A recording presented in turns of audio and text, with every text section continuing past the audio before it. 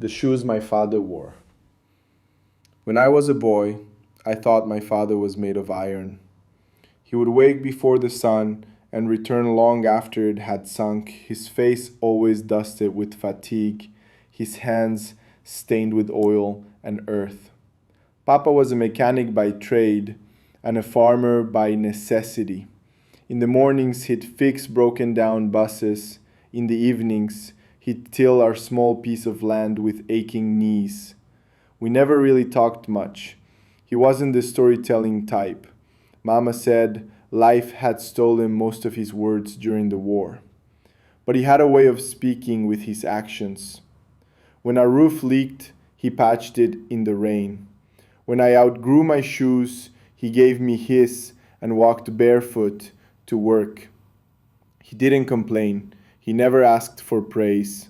One night I saw him sitting quietly outside, staring into the darkness. He didn't know I was watching. The moonlight traced the creases on his face, and I saw something I hadn't noticed before.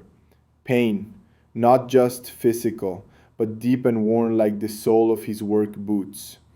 That was the night I realized my father wasn't made of iron. He was made of sacrifice. Years passed. I grew, went to school, and left the village. I called sometimes, not often. Life, I told myself, was busy. Then, one day, I got the call.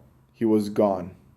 I returned home and found his tools still neatly arranged, his boots by the door, worn and cracked.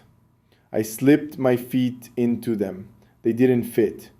Not because they were the wrong size, but because I had never truly walked in his shoes.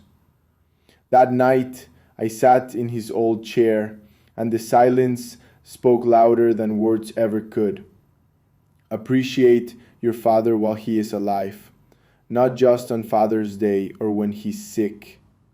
Appreciate the quiet strength, the unnoticed sacrifices, the burdens he carries so that you don't have to. Say thank you.